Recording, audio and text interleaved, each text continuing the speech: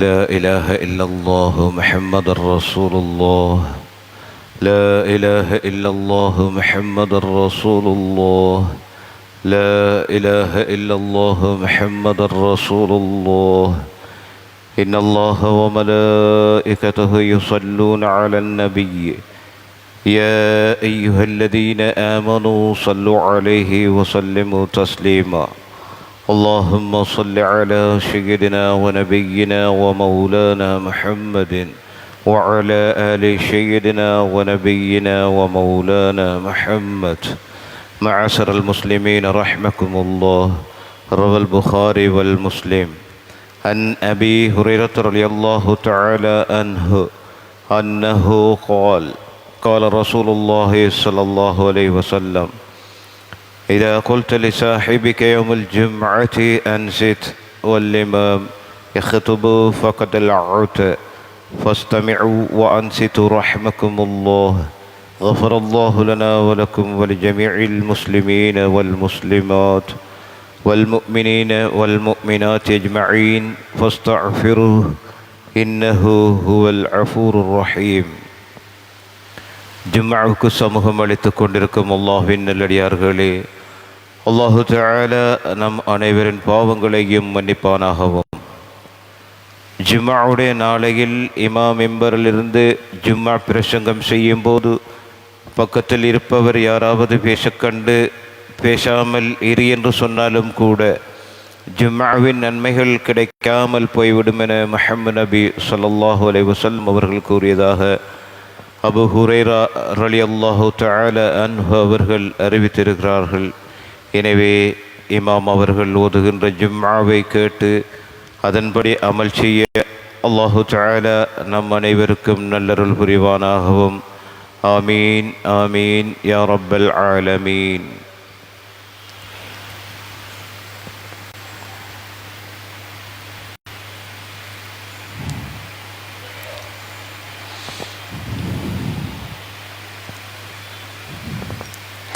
اللهم صل على سيدنا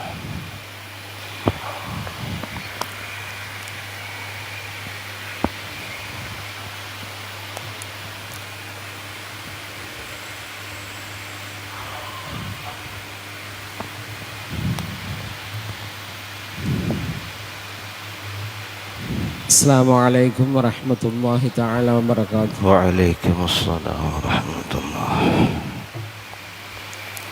الله أكبر الله أكبر الله أكبر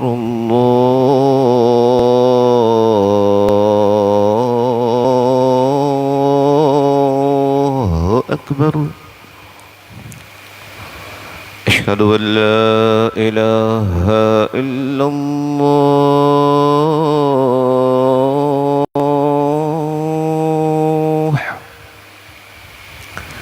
أشهد أن لا إله إلا الله.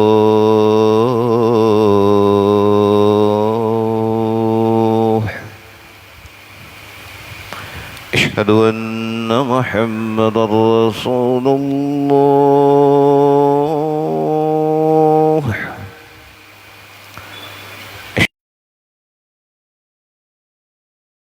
رسول الله.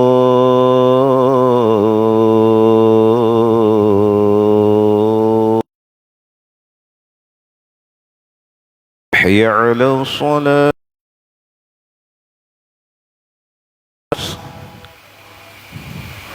حي على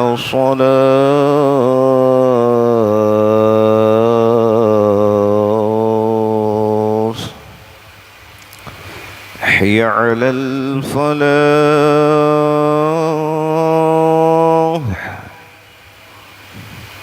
حي على الفلاح.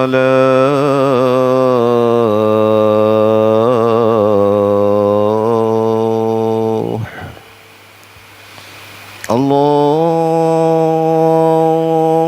أكبر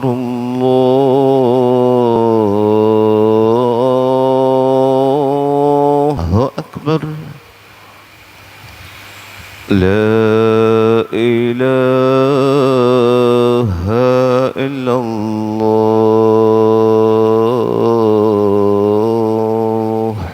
لا إله إلا الله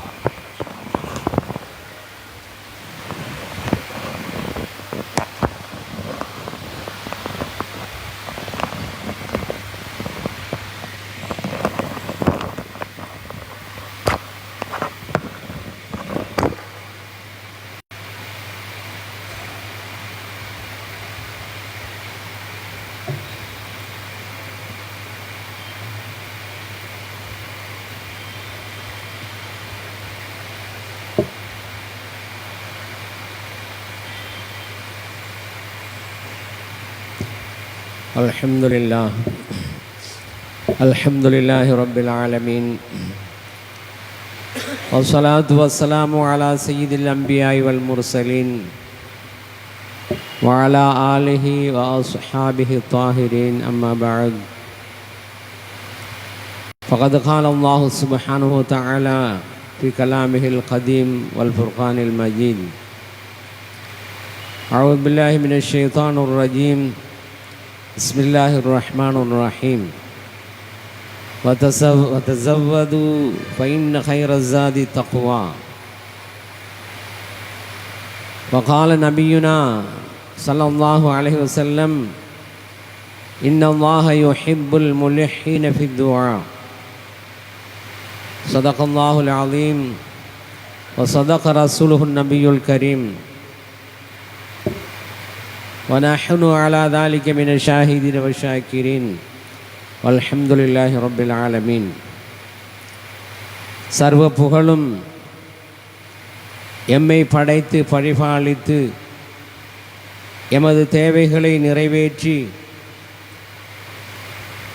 எமக்கு தேவையான வாழ்வியல் அம்சங்கள் அனைத்தையும் அவ்வப்போது வழங்கி கொண்டிருக்கின்ற வல்ல இறைவனுக்கே உண்டாகட்டும். சலவாத்தும் சலாமும் சத்திய தூதர்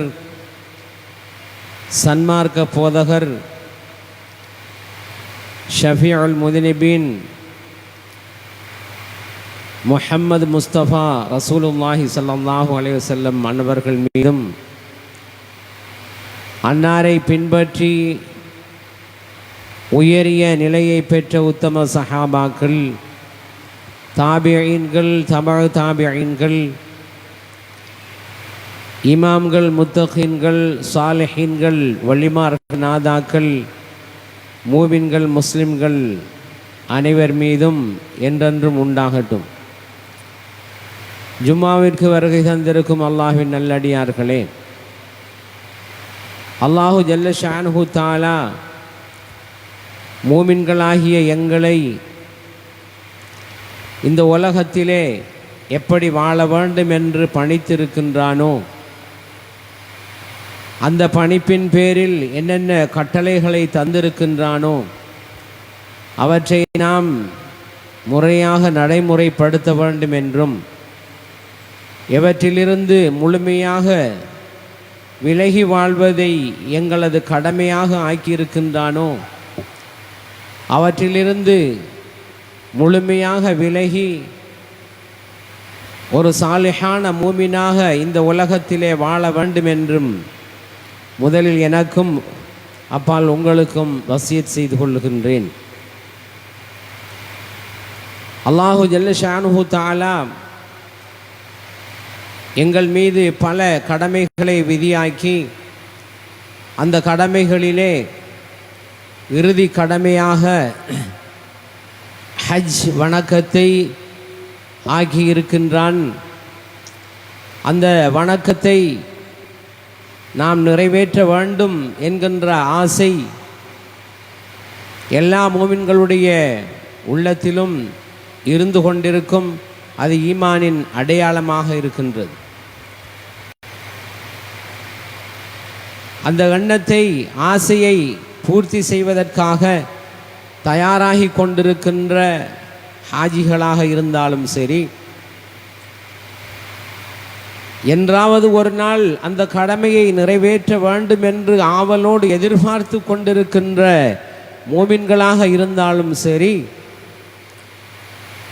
அவர்கள் தங்களுடைய பயணத்தை எவ்வாறு அமைத்து கொள்ள வேண்டும் என்று அல்லாஹு ஜல்ல ஷானுஹு தஆலா தனது திருமறையில் சொல்லி காட்டியிருக்கின்றானோ அந்த வசனத்தை, அவனுடைய வழிகாட்டலை முழுமையாக நாங்கள் புரிந்து அதற்கேற்றவாறு எங்களுடைய பயணத்தை அமைத்து கொள்வதுதான் எங்களுடைய வணக்கங்கள் அனைத்துமே அல்லாஹு ஜல்ல ஷானுஹு தஆலாவால் அங்கீகாரம் பெற்று எங்களை ஒரு பாவமற்ற புனிதமான மனிதனாக மாற்றும் என்பதனால் அந்த வழிகாட்டலை நாங்கள் அறிந்து உணர்ந்து அதற்கேற்ப எங்களுடைய கடமைகளை அமைத்து கொள்ள வேண்டும். அல்லாஹ் சுப்ஹானஹு வ தஆலா ஹஜ்ஜுக்காக செல்லக்கூடிய மக்களை பார்த்து அவன் சொல்லுகின்றான், உங்களுடைய பயணத்திற்கு தேவையான பொருட்கள் அனைத்தையும் நீங்கள் எடுத்துக்கொள்ளுங்கள், அது உங்களுக்கு உதவியாக இருக்கும், அவற்றை நீங்கள் எடுத்துத்தான் ஆக வேண்டும். ஆனால் நீங்கள் எடுத்துக்கொள்ளுகின்ற அந்த பொருட்களிலேயே மிகவும் சிறந்தது உங்களுடைய உள்ளத்தில் இருக்கக்கூடிய இறையச்சம். அந்த இறையச்சத்தை உங்களுடைய பிரதான பொருளாக எடுத்துக்கொள்ளுங்கள் என்று அல்லாஹ் சுப்ஹானஹு வ தஆலா கூறுவது, நீங்கள் எந்த நியத்தோடு செல்லுகின்றீர்களோ எங்களுடைய ஹஜ்ஜுன் மப்ரூராவாக ஏற்றுக்கொள்ளப்பட்ட ஹஜ்ஜாக ஆக வேண்டும் என்கின்ற ஒரு தீராத ஆசையோடு நீங்கள் செல்கின்றீர்கள். அந்த ஆசை நிறைவேற வேண்டுமானால் அதற்கு தேவையான அடிப்படையான பிரயாண சாதனம் தக்வாதான் என்பதை அல்லாஹ் சுப்ஹானஹு வ தஆலா வலியுறுத்துகின்றான். அன்பான சகோதரர்களே, தக்வா இல்லாத ஒரு மனிதனிடத்திலே அல்லாஹ் சுப்ஹானஹு வ தஆலா எதையுமே அங்கீகரிப்பதில்லை. அதை தன்னுடைய திருமறையிலேயே மிக தெளிவாக சொல்லி வைத்திருக்கின்றான். இன்னமா யதகப்பலுல்லாஹு மினல் முத்தகீன்.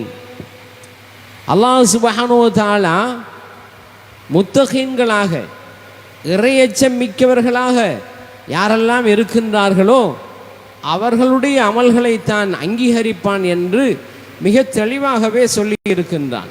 இதனால் நீங்கள் தீராத ஆசையோடு ஹஜ்ஜுக்கு செல்கின்றீர்கள் என்றால் அந்த ஹஜ்ஜி உங்களிடத்திலே ஏற்றுக்கொள்ளப்பட வேண்டும் என்றால் அந்த ஹஜ் பயணத்திலே மேற்கொள்ளுகின்ற அனைத்து வணக்கங்களும் அங்கீகாரம் பெற்று உங்களை ஒரு புனிதமான மனிதனாக மாற்ற வேண்டும் என்றால் உங்களிடத்திலே இறையச்சம் இருக்க வேண்டும் என்று அல்லாஹ் சுப்ஹானஹு வ தஆலா வழிகாட்டுகின்றான்.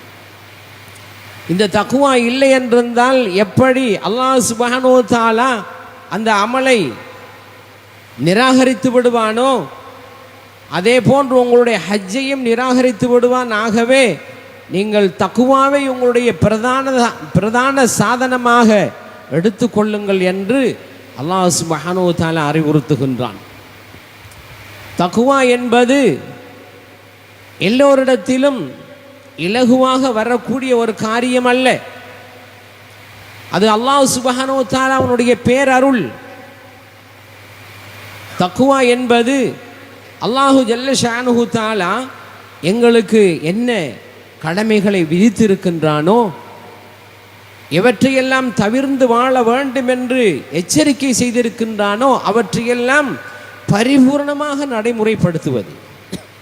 சம்பூர்ணமான முறையிலே அல்லாஹ் சுப்ஹானஹு வ தஆலா ஒவ்வொரு கடமையையும் எப்படி நிறைவேற்ற வேண்டும் என்று நபிகள் நாயகம் ஸல்லல்லாஹு அலைஹி வஸல்லம் அவர்கள் மூலமாக எங்களுக்கு வழிகாட்டி இருக்கின்றானோ, உபதேசித்திருக்கின்றானோ அந்த வடிவிலே ஒவ்வொரு வணக்கத்தையும் நாங்கள் நிறைவேற்ற வேண்டும். ஒரு விடயத்தை தவிர்ப்பதாக இருந்தாலும் அதை அல்லாஹ் சொல்லிய பிரகாரம் தவிர்க்க வேண்டும். இதனை முழுமையாக செய்கின்ற ஒரு மனிதனிடத்திலே தான் தக்வா இருக்கின்றது என்று பொருள். தக்வா என்பது ஒவ்வொரு மனிதனை பொறுத்தும் அது வித்தியாசப்படும்.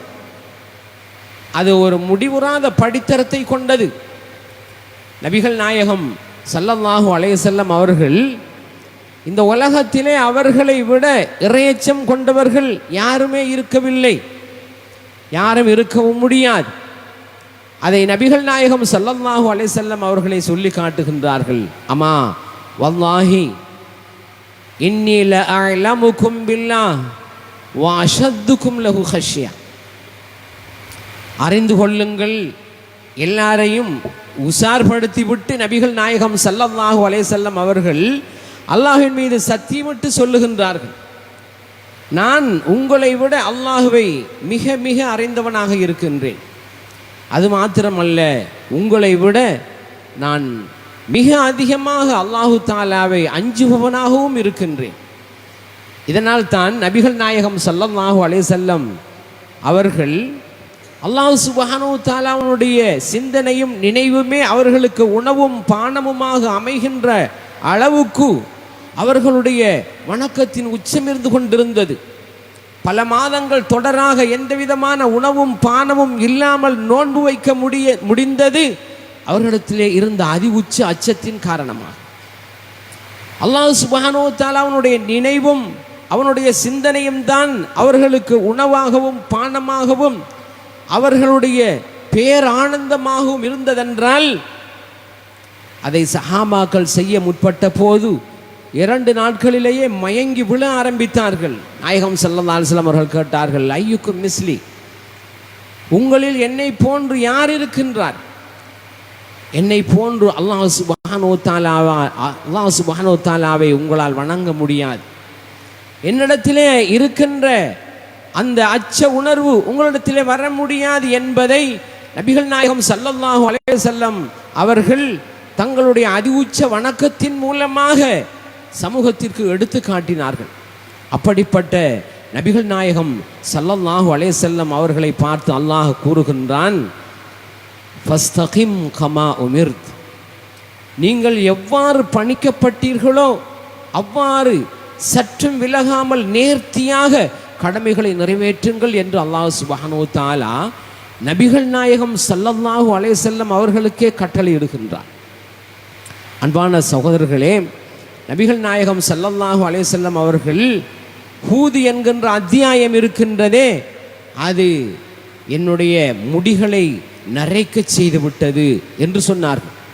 காரணம், அந்த ஹூத் என்கின்ற அத்தியாயத்திலே தான் அல்லாஹ் சுப்ஹானஹு வ தஆலா இந்த ஃபஸ்தகிம் கமா உமிர்த என்கின்ற வசனத்தை இறக்கி வைத்திருக்கின்றான்.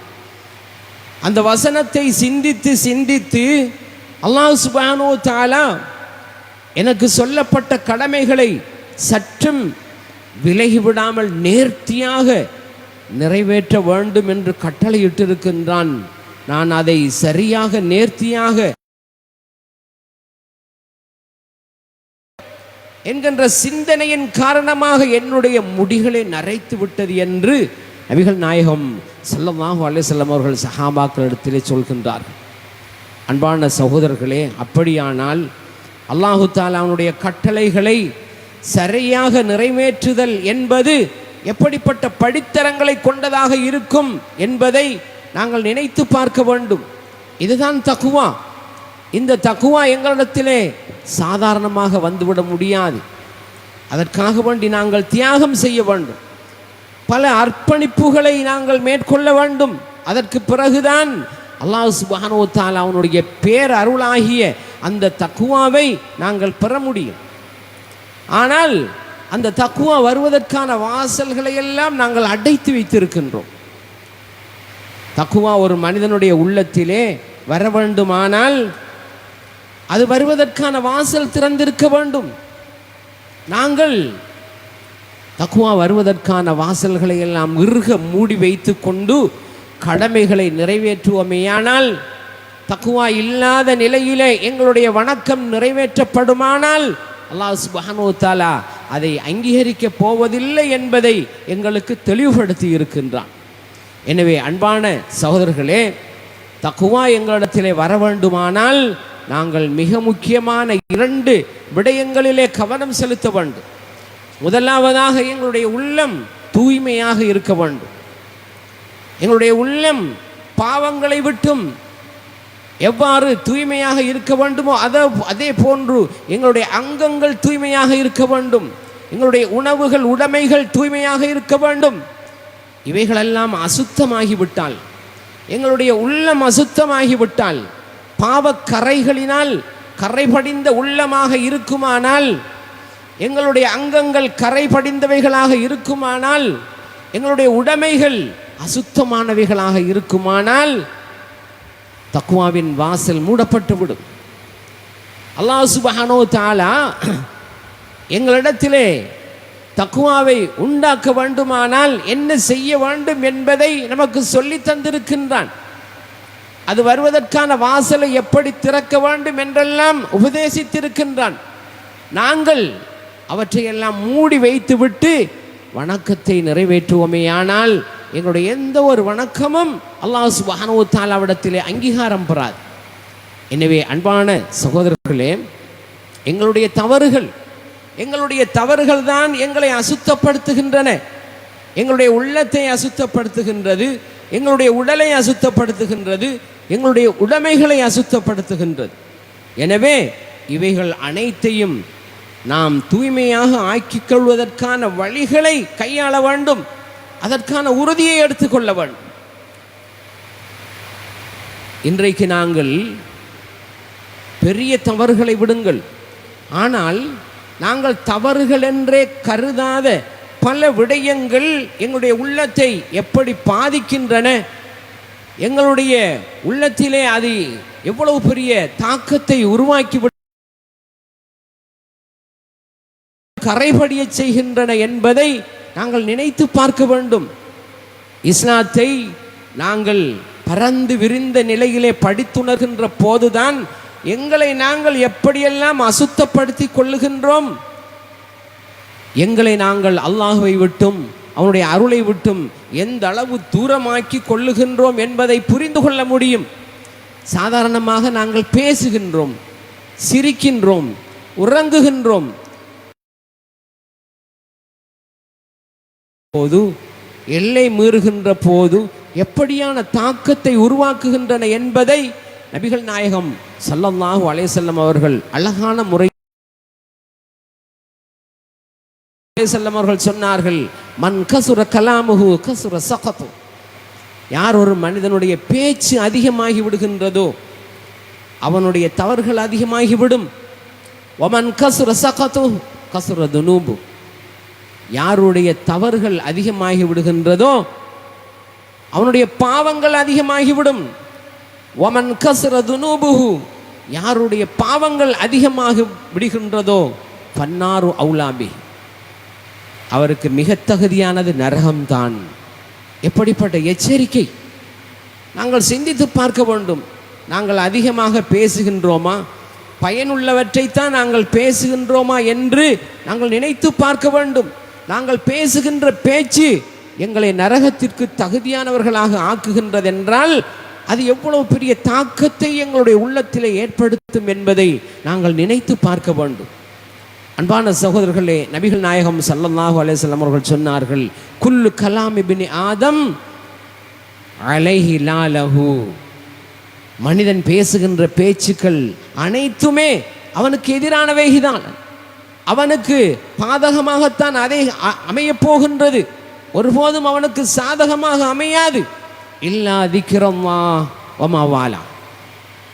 அல்லாஹ்வுடைய திக்ரு, அந்த திக்ரோடு தொடர்புள்ளவைகளை தவிர மற்றவை அனைத்தும் மனிதனுக்கு எதிராக அவனுக்கு பாதகமாகவே மறுமையில் அமையப் போகின்றது என்று நபிகள் நாயகம் ஸல்லல்லாஹு அலைஹி வஸல்லம் அவர்கள் எச்சரிக்கை செய்திருக்கின்றார்கள். இதையெல்லாம் நாங்கள் நினைத்து பார்க்கின்றோமா? நரகத்திற்கே எங்களை தகுதியாக ஆக்குகின்றது நாங்கள் பேசுகின்ற பேச்சு என்பதை நாங்கள் உணர்கின்றோமா? தவிர்ப்பதற்காக முனைகின்றோமா? அப்படியான முயற்சியில் நாங்கள் ஈடுபடவில்லை என்றிருந்தால் உள்ளத்திலே தக்வாவை வரவழைத்து கொள்ள முடியாது. நாயகம் ஸல்லல்லாஹு அலைஹி வஸல்லம் அவர்கள் சொன்னார்கள், ஈயாக வகஸ்ரத ضحக். உன்னையும் அதிகமாக சிரிப்பதையும் நான் எச்சரிக்கை செய்கின்றேன். ஏனென்றால் ஃபைன்ன கஸ்ரத ضحக் துமீத்துல் கல்ப். அதிகமாக சிரிப்பதிருக்கின்றதே உள்ளத்தை சாகடித்துவிடும், உள்ளத்தை மரணிக்க செய்துவிடும். உள்ளத்தின் மரணம் என்பது கஸ்வத்துல் கல்ப் என்று சொல்வார்கள். உள்ளத்தின் கடினம், உள்ளத்தின் இறுக்கம், உள்ளத்தின் மரணம் என்பதெல்லாம் உள்ளத்துக்கு ஏற்படுகின்ற மிகப்பெரிய தாக்கமாக இருந்து கொண்டிருக்கின்றது. இந்த கஸ்வத் என்பதைத்தான் உள்ளம் கடினமாகி போகுதல். இந்த கஸ்வத் என்கின்ற தன்மை யாரிடத்தில் இருக்கின்றதோ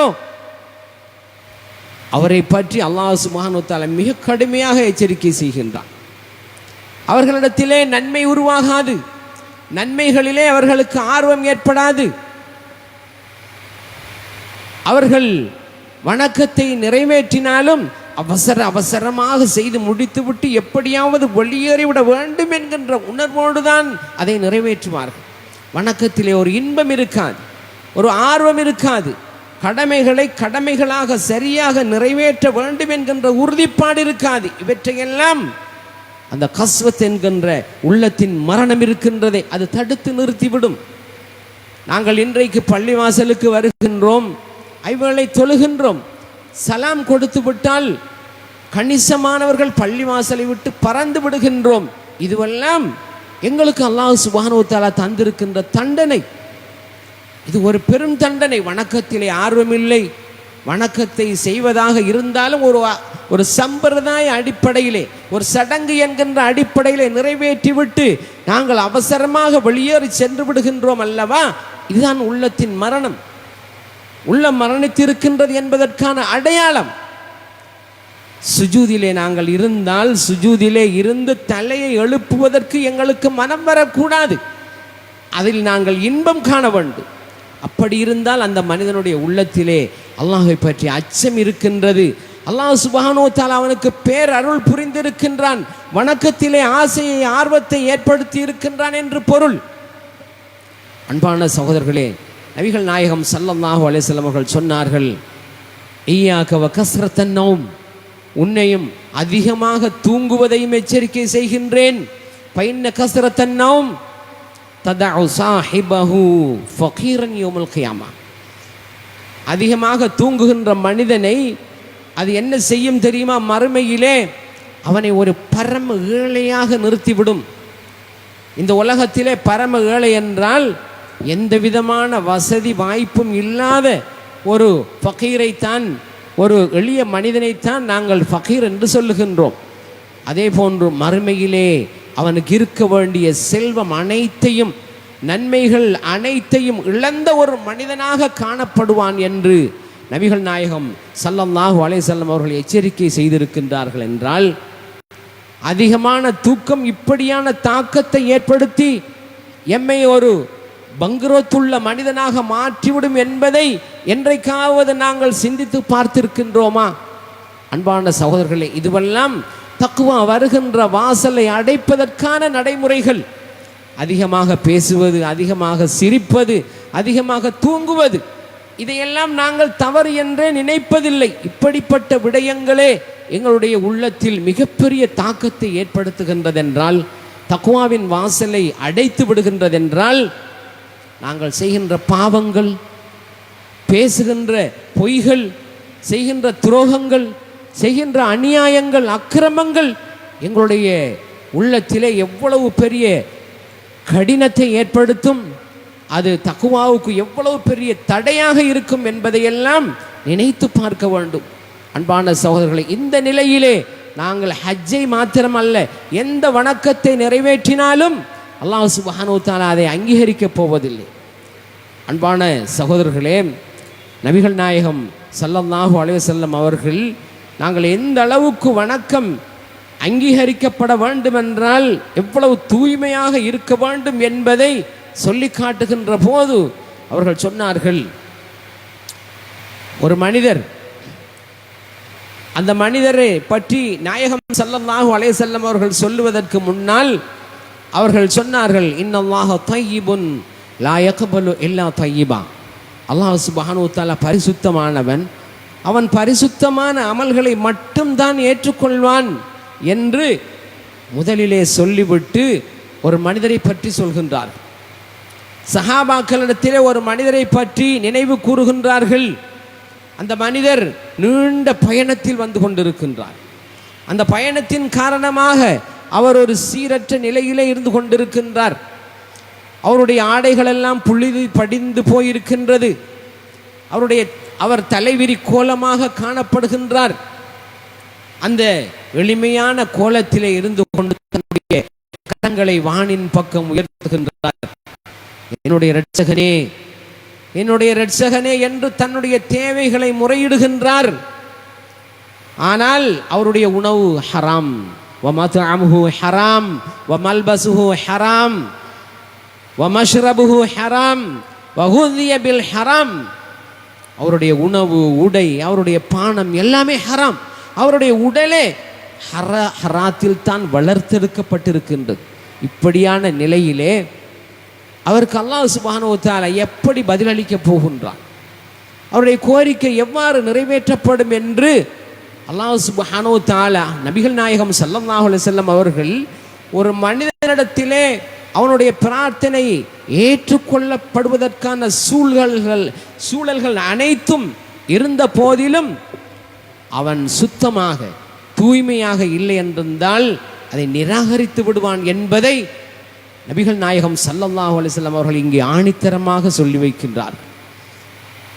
நாயகம் ஸல்லல்லாஹு அலைஹி வஸல்லம் அவர்கள் சொன்னார்கள், 3 நபர்களுடைய பிரார்த்தனை மறுக்கப்பட மாட்டாது. தந்தை தன்னுடைய பிள்ளைகளுக்காக செய்கின்ற பிரார்த்தனை, ஒரு நோன்பாளி செய்கின்ற பிரார்த்தனை, ஒரு பிரயாணி செய்கின்ற பிரார்த்தனை, இவைகளெல்லாம் பிரார்த்தனைகள் ஏற்றுக்கொள்ளப்படுவதற்கான சூழல்கள். அந்த மனிதர் பயணத்தில் இருக்கின்றார்.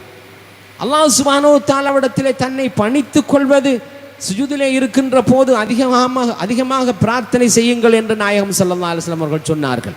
காரணம், அது எங்களுடைய பணிவான நிலை, எங்களுடைய உயர்ந்த பணிவை எடுத்து காட்டக்கூடிய ஒரு வணக்கம். அதனால் அதிகமாக அந்த சமயத்திலே பிரார்த்தனை செய்யுங்கள் என்றார். இந்த மனிதர் தன்னுடைய பயணத்திலே ஒரு சீரற்ற நிலையில், ஒரு பணிவான ஒரு எளிய கோலத்திலே இருக்கின்றார். அவர் பயணத்திலே இருக்கின்றார் என்ற போதிலும், அவர் ஒரு எளிமையான கோலத்திலே, ஒரு வறிய தோற்றத்திலே இருக்கின்றார் என்ற போதிலும், தன்னுடைய கரங்களை வானை நோக்கி உயர்த்தி அல்லாஹ்விடத்திலே பிரார்த்தனை செய்வது துஆ ஏற்றுக்கொள்ளப்படுவதற்கான ஒரு சூழல். இவைகளெல்லாம் இருந்தும் நாயகம் ஸல்லல்லாஹு அலைஹி வஸல்லம் அவர்கள் சொல்லுகின்றார்கள், ஃபன்னா இஸ்தஜாபுல, அவருக்கு எப்படி பதில் வழங்கப்படும், எப்படி அவருடைய பிரார்த்தனை ஏற்றுக்கொள்ளப்படும்? ஏனென்றால் அவருடைய உணவு, உடை, அவருடைய பானம் அவரே ஹராத்திலே தான் வளர்க்கப்பட்டிருக்கின்றார். அப்படியான ஒரு அசுத்தத்தில் அவர் இருக்கின்ற போது எப்படி அவருடைய பிரார்த்தனை ஏற்றுக்கொள்ளப்படும் என்று நபிகள் நாயகம் ஸல்லல்லாஹு அலைஹி வஸல்லம் அவர்கள் அது ஏற்றுக்கொள்ளப்படவே மாட்டாது என்பதை தெளிவுபடுத்துகின்றார். அன்பான சகோதரர்களே, இப்படியான நிலையில் இருந்து கொண்டு நாங்கள் ஹஜ்ஜை நிறைவேற்றினாலும் அல்லது ஏனைய வணக்கங்களை நிறைவேற்றினாலும் அல்லாஹ் சுப்ஹானஹு வ தஆலா ஏற்றுக்கொள்ளப் போவதில்லை. அல்லாஹும் அதை தெளிவாக சொல்லுகின்றான். நபிகள் நாயகம் ஸல்லல்லாஹு அலைஹி வஸல்லம் அவர்களும் மிக கடுமையான எச்சரிக்கையோடு சொல்லுகின்றார். எனவே அன்பான சகோதரர்களே, முதலாவதாக நாங்கள் தூய்மையாக வேண்டும். எந்த ஒரு வணக்கமும் அல்லாஹ் சுப்ஹானஹு வ தஆலாவிடத்திலே அங்கீகாரம் பெற வேண்டுமானால் எங்களிடத்திலே தூய்மை காணப்பட வேண்டும். எங்களுடைய அங்கங்கள், எங்களுடைய உள்ளம், எங்களுடைய செயல்பாடுகள் எல்லாமே பரிசுத்தமானதாக இருக்க வேண்டும். அதற்கு பிறகுதான் அங்கீகாரம் என்பது. வணக்கத்திலே இருக்கக்கூடிய எங்களுக்கு கட்டளையிடப்பட்ட விடயங்கள் எல்லாமே முறையாக நிறைவேற்றப்பட வேண்டும். இதற்கு பின்னால் நாங்கள் அல்லாஹ் சுப்ஹானஹு வ தஆலாவிடத்திலே அது ஏற்றுக்கொள்ளப்பட வேண்டும் என்று மன்றாட கூட அல்லாஹ் சுப்ஹானஹு வ தஆலா அவனுடைய கபூல், அவன் அங்கீகரிப்பதற்கின்றதே அது அவனுடைய பேர் அருளை பொறுத்தது. அதனால் தான் நாங்கள் வணக்கங்களை நிறைவேற்றிவிட்டு அல்லாஹ் சுப்ஹானஹு வ தஆலாவிடத்திலே பிரார்த்தனை செய்கின்றோம், மன்றாடுகின்றோம். நாங்கள் செய்த அந்த வணக்கத்தை நீ ஏற்றுக்கொள்ள வேண்டும் யா அல்லாஹ் என்று அல்லாஹ் சுப்ஹானஹு வ தஆலாவிடத்திலே எங்களுடைய தேவையை முன்வைக்கின்றோம். அன்பான சகோதரர்களே, இவ்வாறு நாங்கள் எங்களை பரிசுத்தப்படுத்தி கொண்ட பிறகு தக்குவா ஓடோடி வந்து எங்களுடைய உள்ளத்திலே நுழைந்துவிடும் என்று நாங்கள் எதிர்பார்க்க முடியாது. அந்த தக்குவா என்பது அல்லாஹ் சுப்ஹானஹு வ தஆலா அவனுடைய பேரருள். அவன் எந்த அளவுக்கு விரும்புகின்றானோ, யாருக்கு விரும்புகின்றானோ அந்த அளவுக்குத்தான் அவருக்குத்தான் அல்லாஹ் சுப்ஹானஹு வ தஆலா வழங்குவான். இதனால் பரிசுத்தமான பிறகு நாங்கள் அல்லாஹ் சுப்ஹானஹு வ தஆலாவிடத்திலே பிரார்த்தனை செய்ய வேண்டும். யா அல்லாஹ், என்னுடைய உள்ளத்தை உன்னை அஞ்சுகின்ற உள்ளமாக ஆக்கித்தா யா அல்லாஹ் என்று அல்லாஹ் சுப்ஹானஹு வ தஆலாவிடத்திலே நாங்கள் அழுது பிரலாபித்து பிரார்த்தனை செய்ய வேண்டும். நாயகம் ஸல்லல்லாஹு அலைஹி வஸல்லம் அவர்களே அல்லாஹ் சுப்ஹானஹு வ தஆலாவிடத்திலே யா அல்லாஹ், உன்னிடத்திலே பயனுள்ள அறிவை நான் கேட்கின்றேன், உன்னை அஞ்சுகின்ற உள்ளத்தை நான் கேட்கின்றேன் என்று நபிகள் நாயகம் ஸல்லல்லாஹு அலைஹி வஸல்லம் அவர்கள் அடிக்கடி பிரார்த்தனை செய்வார்கள். எனவே அல்லாஹ் சுப்ஹானஹு வ தஆலாவிடத்திலே நாங்கள் பிரார்த்தனை செய்ய வேண்டும். எப்படி பிரார்த்தனை செய்ய வேண்டும் தெரியுமா?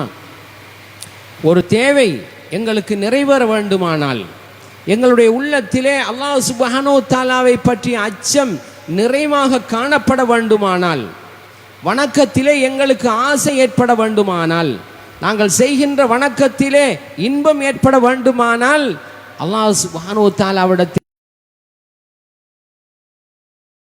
வற்புறுத்தி கேட்க வேண்டும். அல்லாஹ் சுப்ஹானஹு வ தஆலா, நீ பெரும் பேரருளாளனாக இருந்து கொண்டிருக்கின்றாய், பரோபகாரனாக இருந்து கொண்டிருக்கின்றாய். ஆகவே எனக்கு உன்னை பற்றிய அச்சத்தை எனது உள்ளத்திலே நீ நிரப்ப வேண்டும் என்று அல்லாஹ் சுப்ஹானஹு வ தஆலாவிடத்திலே வற்புறுத்தி வலியுறுத்தி பிடிவாதமாக கேட்க வேண்டும். நாயகம் ஸல்லல்லாஹு அலைஹி வஸல்லம் அவர்கள் அல்லாஹ் சுப்ஹானஹு வ தஆலாவிடத்திலே ஒரு அடியான் அவ்வாறு கேட்பதை விரும்புகின்றான் என்று அருமை நாயகம் ஸல்லல்லாஹு அலைஹி வஸல்லம் அவர்கள் சொல்லி இருக்கின்றார். இன்னல்லாஹ யுஹிப்புல் முல்ஹீன ஃபித்துஆ. துஆ கேட்கின்ற போது எங்களுடைய சிந்தனை எங்கோ இருக்கின்ற நிலையிலே நாங்கள் கேட்டால் அது அல்லாஹ் சுப்ஹானஹு வ தஆலாவை விசனப்படுத்தும். ஒரு மனிதனிடத்திலே நாங்கள் ஒரு தேவையை முறையிடுகின்றோம். அந்த சமயத்திலே அந்த மனிதரிடத்திலே கண்ணிய குறைவாக நாங்கள் நடந்து கொண்டால் எங்களுடைய தேவையை நிறைவேற்றுவாரா அல்லது எங்கள் மீது ஆத்திரப்படுவாரா? அவருடைய விசனத்தை அள்ளி வீசுவாரா? நினைத்து பார்க்க வேண்டும். அப்படியானால் எஜமானர்களுக்கெல்லாம் எஜமானாக இருக்கக்கூடிய அந்த அல்லாஹு தஆலாவிடத்திலே நாங்கள் ஒரு விடயத்தை முறையிடுகின்ற போது எங்களுடைய சிந்தனை அனைத்துமே அவனில் குவிக்கப்பட்டிருக்க வேண்டும். எங்களுடைய உள்ளம் அழ வேண்டும், எங்களுடைய கண்கள் அந்த கண்ணீரை வெளிப்படுத்த வேண்டும். அப்படியான கவலையோடு அல்லாஹ்விடத்திலே நாங்கள் தொடர்ந்து பிடிவாதமாக கேட்போமேயானால் நிச்சயமாக அல்லாஹ் சுப்ஹானஹு வ தஆலா தந்து விடுவான். இதனால் தான் நடுநிசியிலே அல்லாஹ் சுப்ஹானஹு வ தஆலாவிடத்திலே நாங்கள் பிரார்த்தனை செய்கின்ற போது, யா அல்லாஹ், உனக்கு விருப்பமற்ற விடயங்களை முழுமையாக தவிர்ந்து உன்னை வணங்கி வழிபடுவதிலே எனக்கு பேரானந்தத்தை தாயா அல்லாஹ் என்று நாங்கள் கேட்க வேண்டும்.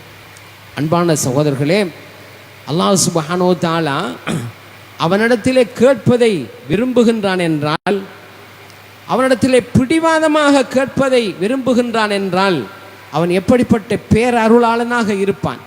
ஒரு தாயிடத்திலே குழந்தை அழுது பதறி விடப்பிடியாக தன்னுடைய காரியத்தை சாதிக்க வேண்டும் என்பதற்காக எப்படி அழுது பிடிவாதம் காட்டுகிறதோ அது போன்று அல்லாஹ் சுப்ஹானஹு வ தஆலாவிடத்திலே நாங்கள் அழுது பிடிவாதம் காட்ட வேண்டும். எப்படியும் அல்லாஹ் சுப்ஹானஹு வ தஆலா தந்தே ஆகுவான். எனவே அன்பான ஹாஜிகளே, நாங்கள் ஹஜ்ஜுக்கு செல்லுகின்ற போது இந்த இரண்டு விடயங்களையும் நாங்கள் கையாளுவோமேயானால் அல்லாஹ் சுப்ஹானஹு வ தஆலா நாங்கள் மேற்கொள்ளுகின்ற அந்த பயணத்திலே பலவிதமான வணக்கங்களை நிறைவேற்றப் போகின்றோம். அந்த சமயத்திலெல்லாம் அல்லாஹ் சுப்ஹானஹு வ தஆலா எங்களுக்கு உறுதுணையாக இருப்பான். எங்களுடைய வணக்கத்திலே எங்களுக்கு ஆசையை தருவான். எப்பொழுதுமே ஹரத்திலே இருக்க வேண்டும் என்கின்ற உணர்வை தருவான். உறக்கத்தை குறைத்து விடுவான். உணவில் கிடைக்கின்ற இன்பத்தை, அந்த ஆசையை இல்லாமல் ஆக்கி விடுவான். அல்லாஹ்வை வணங்க வேண்டும், அவனை பணிய வேண்டும், அவனை தொழ வேண்டும், அவனுடைய அன்பை பெருக்கிக் கொள்ள வேண்டும் என்கின்ற உணர்வை எங்களுடைய உள்ளத்திலே அதிகப்படுத்தி விடுவான். எனவே அன்பான சகோதரர்களே, இப்படிப்பட்ட தக்குவாவை நாங்கள் எடுத்து செல்ல வேண்டும். அதுதான் மிகச்சிறந்த சாதனமாக இருக்கின்றது என்று அல்லாஹ் சுப்ஹானஹு வ தஆலா வதஸவ்வது ஃபஇன்ன கைரஸ்ஸாதி தக்வா, உங்களுடைய பயணத்துக்கு, உங்களுடைய ஹஜ்ஜுக்கு தேவையான பொருட்கள் எல்லாவற்றையும் எடுத்து கொள்ளுங்கள். ஆனால் நீங்கள் எடுத்துக்கொள்ளுகின்ற பொருட்களிலே மிகவும் பிரதானமானது, உங்களுடைய நோக்கங்களை எல்லாம் நிறைவேற்றி தரக்கூடிய சாதனம் இறையச்சம் தான் என்று மிக அழகான முறையிலே எங்களுக்கு சொல்லி காட்டுகின்றான். எனவே அன்பான சகோதரர்களே, இதிலே நாங்கள் பல தியாகங்களை மேற்கொள்ள வேண்டி இருக்கின்றது, பல அர்ப்பணிப்புகளை செய்ய வேண்டி இருக்கின்றது. அவை அனைத்தையும் செய்ய தயாராக உள்ள ஒரு மனிதனாக எங்களை நாங்கள் அடையாளப்படுத்திக் கொள்வோமேயானால் அல்லாஹ் சுப்ஹானஹு வ தஆலா விரைந்து எங்களுடைய நோக்கங்களை நிறைவேற்றுவான். நாங்கள் ஒரு சான் அவனை நெருங்கி சென்றால் அவன் ஒரு முழம் நெருங்குவான் அல்லவா? நாங்கள் அல்லாஹு தாலாவிடத்திலே அழுது தொழுது கேட்போமேயானால் அல்லாஹ் சுப்ஹானஹு வ தஆலா நாங்கள் கேட்கின்ற அளவை விட அதிகமாகவே எங்களுக்கு தரப்போதுமானவனாக இருந்து கொண்டிருக்கின்றான். எனவே அன்பான சகோதரர்களே, இதிலே நாங்கள் எங்களுடைய அர்ப்பணிப்புகளை வெளிப்படுத்துவது போன்றுதான் ஊரிலே இருக்கக்கூடியவர்களும் அந்த தியாக உணர்வோடு தங்களுடைய வணக்கங்களை நிறைவேற்ற வேண்டும் என்பதற்காக அல்லாஹ் சுப்ஹானஹு வ தஆலா விதியாக்கியதுதான் உதுஹியா என்கின்ற ஒரு கடமை. ஒரு மனிதன் உதுஹியாவை நிறைவேற்றுகின்ற போதும் அந்த தக்குவாவை வரவழைத்துக் கொள்ள வேண்டும் என்று அல்லாஹ் சுப்ஹானஹு வ தஆலா சொல்லுகின்றான். லன் யனாலல்லாஹ லுஹூமுஹா வலா திமாஉஹா வலாக்கின் யனாலுஹு தக்வா மின்கும். நீங்கள் கொடுக்கின்ற அந்த உதுஹியா இருக்கின்றதே, அந்த உதுஹியாவிலே நீங்கள் ஒரு பிராணியை அறுத்து கொடுக்கின்றீர்கள், அதனுடைய மாமிசமோ அதனுடைய இரத்தமோ அல்லாஹ்வை சென்றடைவதில்லை. அதில் நீங்கள் காட்டுகின்ற இறையச்சம்தான் அவனை அடைய போகின்றது என்று அல்லாஹ் சுப்ஹானஹு வ தஆலா அந்த வணக்கத்திலும் உங்களிடத்திலே தியாகம் இருக்க வேண்டும், அந்த தியாகம் வெளிப்பட வேண்டும் என்பதை அல்லாஹ் சுப்ஹானஹு வ தஆலா உணர்த்துகின்றான். அன்பான சகோதரர்களே, எங்களிடத்திலே செல்வம் இருக்கின்றது. செல்வம் இருக்கக்கூடியவர்கள்தான் உதுஹியாவை கொடுப்பதற்கு பொருத்தமானவர்களாக இருந்து கொண்டிருக்கின்றார்கள். அவர்கள் கொடுக்கின்ற போது இந்த உதுஹியா என்கின்ற கடமை ஏன் விதியாக்கப்பட்டது, அதை எப்போது அல்லாஹ் சுப்ஹானஹு வ தஆலா நேசிக்கின்றான் என்பதையெல்லாம் சிந்தித்து பார்க்க வேண்டும். ஏழைகளுடைய உள்ளங்கள் நிறைவடைய வேண்டும், அவர்கள் அதன் மூலமாக புலகாங்கிதம் அடைய வேண்டும், திருப்திப்பட வேண்டும், அன்றைக்கு அவர்கள் மகிழ்ச்சியாக இருக்க வேண்டும் என்பதுதான் உதுஹியாவுடைய நோக்கமாக இருந்து கொண்டிருக்கின்றது. அந்த நோக்கத்தை நிறைவேற்ற வேண்டுமானால் நாங்களும் விருப்பப்படுகின்ற எங்களுடைய செல்வத்தை அதற்காக செலவிடக்கூடியவர்களாக இருக்க வேண்டும். அது ஒரு எங்களுடைய தியாகத்தின் வெளிப்பாடாக இருக்க வேண்டும். நாங்கள் வெளிப்படுத்துகின்ற தியாகத்தின் அடையாளமாக இருக்க வேண்டும். அல்லாஹ் சுப்ஹானஹு வ தஆலாவிடத்திலே அந்த தியாகம் சொல்ல வேண்டும்.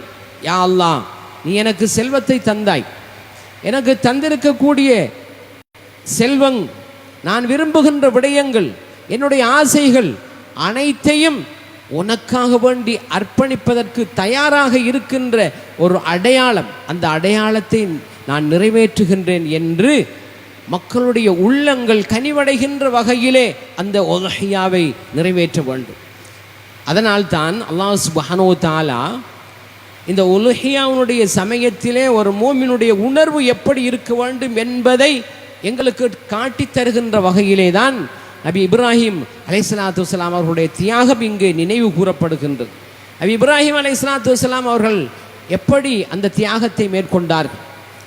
நபி இஸ்மாயில் அலைஹிஸ்ஸலாத்து வஸ்ஸலாம் அவர்கள் நீண்ட காலத்திற்கு பின்னால், பல பிரார்த்தனைகளுக்கு பின்னால் கஷ்டப்பட்டு அவர்கள் அல்லாஹு தஆலாவிடத்திலே மன்றாடி பெற்றெடுத்த ஒரு குழந்தை.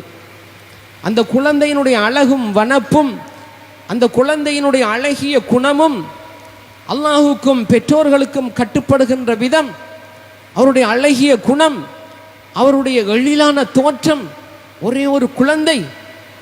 அந்த குழந்தையை இழப்பதென்றால் எந்த தாய் தந்தையருக்கு மனம் வரும்? நபி இப்ராஹிம் அலைஹிஸ்ஸலாத்து வஸ்ஸலாம் அவர்கள், யா அல்லாஹ், நீ எதை தியாகம் செய்ய வேண்டும் என்று என்னை பணித்தாலும், அது இந்த உலகத்தில் எதுவாக இருந்தாலும், என்னுடைய எவ்வளவு பெரிய நேசத்திற்குரியதாக இருந்தாலும், உனக்கு நான் அதை தியாகம் செய்வதற்கு தயாராக இருக்கின்றேன் என்பதை நபி இப்ராஹிம் அலைஹிஸ்ஸலாத்து வஸ்ஸலாம் அவர்கள் வெளிப்படுத்தினார்கள். அந்த தியாக உணர்வு உதுஹியா என்கின்ற வணக்கமும் எங்களுக்கு நினைவுபடுத்தி கொண்டிருக்கின்றது. எனவே செல்வந்தர்களே, உங்களுடைய செல்வங்கள் ஏழை அடிப்படையிலே அல்லாஹ் சுப்ஹானஹு வ தஆலா எங்கள் மீது விதியாக்கி இருக்கக்கூடிய கடமைகள் நிறைவேற்றப்பட வேண்டும் என்பதை உணர்ந்து எங்களுடைய கடமைகளையும் அல்லாஹ் சுப்ஹானஹு வ தஆலா எங்களுக்கு இறுதியாக விதியாக்கி இருக்கக்கூடிய ஹஜ் கடமையையும் நிறைவேற்ற எல்லாம் வல்ல ரஹ்மான் நம் அனைவர்களுக்கும் தௌஃபீக் செய்வானாக. யா அல்லாஹ், புனிதமான நன்னாளை எதிர்நோக்கி கொண்டிருக்கின்ற இந்த வேளையிலே எங்களுடைய உள்ளங்களிலே உனக்கு மாறு செய்கின்ற நினைவுகள் சிந்தனைகளில் இருந்து எங்களை நாங்கள் சுத்தப்படுத்தி கொள்ளுகின்ற உறுதியை தந்தருள்வாயாக. யா அல்லாஹ், எந்த ஒரு வணக்கத்தை நாங்கள் நிறைவேற்றினாலும் அந்த வணக்கத்திலே இன்பத்தோடும் ஆனந்தத்தோடும் நிறைவேற்றுகின்ற பாக்கியத்தை தந்தருள்வாயாக. பாவங்களை முற்று முழுதாக தூரமாக்கி உனக்கு மாறு செய்கின்ற நிலையிலிருந்து எங்களை நாங்கள் விலக்கி கொண்ட உண்மையான மூமின்களாக வாழச் செய்வாயாக. யா அல்லாஹ், எதுவெல்லாம் எங்களுடைய உள்ளத்தை கரைபடிய செய்கின்றதோ, எங்களுடைய அங்கங்களை கரைபடிய செய்கின்றதோ, அப்படியான பாவங்கள் தவறுகள் அனைத்தையுமே உணர்ந்து அவற்றிலிருந்து முழுமையாக விலகி வாழுகின்ற பாக்கியத்தை எங்கள் எல்லோருக்கும் தந்தருள்வாயாக. எங்களுடைய குற்றங்குறைகளை மன்னித்தருள்வாயாக. எங்களுடைய வணக்க வழிபாடுகளை கபூல் செய்தருள்வாயாக. எங்களுடைய குறைபாடுகளை நிவர்த்தி செய்வாயாக. எங்களுடைய துஆக்களை அங்கீகரித்து அருள் புரிவாயாக. ஆமீன் ஆமீன் யா ரப்பல் ஆலமீன். அல்ஹம்துலில்லாஹி ரப்பில் ஆலமீன்.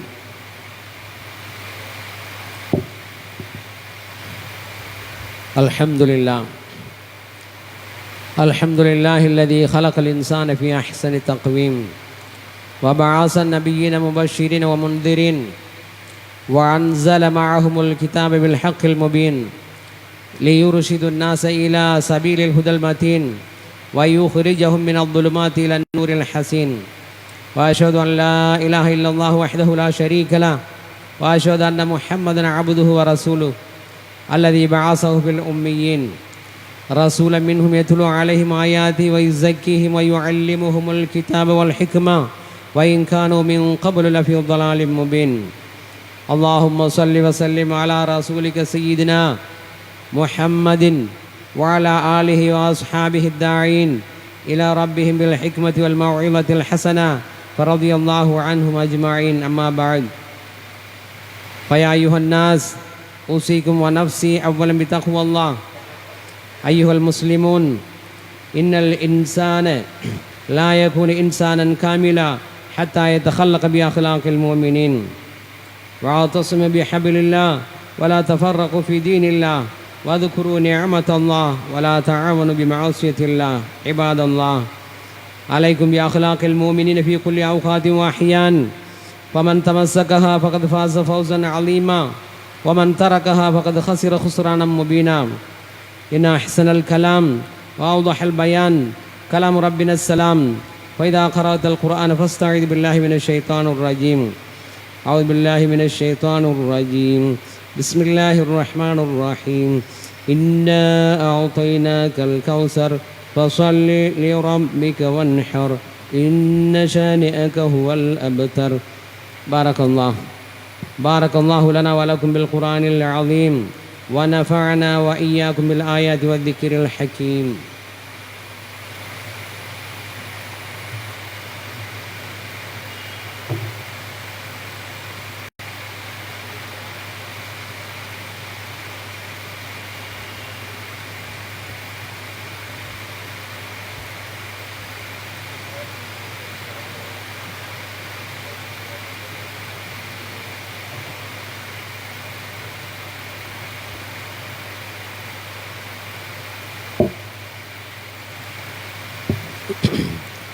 الحمد لله حمدا كثيرا كما أمر. وأشهد أن لا إله إلا الله وحده لا شريك له إرغاما لمن جحد به وكفر. وأشهد أن سيدنا محمدا عبده ورسوله سيد البشر صلى الله على سيدنا محمد وعلى آله ما تصلت عين ينظر. أما بعد، فيا أيها الحاضرون من البشر، أوصيكم عباد الله وإياي أولا بتقوى الله، فإن الله مع الذين اتقوا والذين هم يحسنون. واعلموا عباد الله أن الله تعالى أمركم أمرا عميما وبدأ بنفسه تعظيما وثنى بملائكته المسبحة بقدسه تكريما وقال جل جلاله عظيما إن الله وملائكته يصلون على النبي يا أيها الذين آمنوا صلوا عليه وسلموا تسليما فأجيبوا عباد الله لما دعاكم وصلوا عليه وسلموا على من به الله هداكم اللهم صل وسلم على رسولك سيدنا محمد المختار وعلى آله الأطهار وأصحابه الأخيار والسادات الأبرار آناء الليل وأطراف النهار خصوصا على أولهم وأفضلهم بعد الأنبياء بالتصديق السابق إلى الخيرات بالتحقيق سيدنا أبو بكر الصديق رضي الله تعالى عنه وعلى مزين المسجد والمنبر والمحراب الناطق بالحق والصواب الذي كان رأيه موافقا بالوحي والكتاب سيدنا عمر بن الخطاب رضي الله تعالى عنه وعلى جامع القرآن كامل الحياء والإيمان سيدنا عثمان بن عفان رضي الله تعالى عنه وعلى أسد الله الغالب أهل بيت الله العالي المناقب سيدنا علي بن أبي طالب رضي الله تعالى عنه وعلى بضعة رسول الله سيدتنا فاطمة الزهراء رضي الله تعالى عنها وعلى صبطيه النيرين سيدنا الحسن وسيدنا الحسين رضي الله تعالى عنهما وعلى عميه المكرمين عند الله والناس سيدنا حمزة وسيدنا العباس رضي الله تعالى عنهما وعلى بقية العشرة المبشرة وعلى سائر الصحابة رضوان الله تعالى عليهم أجمعين والتابعين لهم بإحسان إلى يوم الدين اللهم اغفر للمؤمنين والمؤمنات والمسلمين والمسلمات الأحياء منهم والأموات اللهم أعز الإسلام والمسلمين وأذل الشرك والكفرة واليهود والنصارى والمشركين اللهم انصر من نصر دين سيدنا محمد صلى الله عليه وسلم واجعلنا منهم وخذل من خذل دين سيدنا محمد صلى الله عليه وسلم ولا تجعلنا منهم اللهم ادفع عنا الغلاء والبلاء والفحشاء والمنكر والجدب والقحط والصيف المختلفة والشدائد والمصائب والدين والمرض والمحن ما ظهر منها وما بطن من بلدنا هذا خاصة ومن جميع البلدان المسلمين مع القرى عامة إنك على كل شيء قدير اللهم أجرنا من النار اللهم أجرنا من النار اللهم أجرنا من النار ولا تجعلنا من حطب النار ربنا اغفر لنا ولإخواننا الذين سبقونا بالإيمان ولا تجعل في قلوبنا غلا للذين آمنوا ربنا إنك رؤوف رحيم عباد الله إن الله يأمركم بالعدل والإحسان وإيتاء ذي القربى وينهى عن الفحشاء والمنكر والبغي يعظكم لعلكم تذكرون واذكروا الله العظيم الجليل الجبار يذكركم واشكروه يزدكم ويهدكم ولذكر الله أعلى وأعز وأتم وأقوى وأكبر والله يعلم ما تصنعون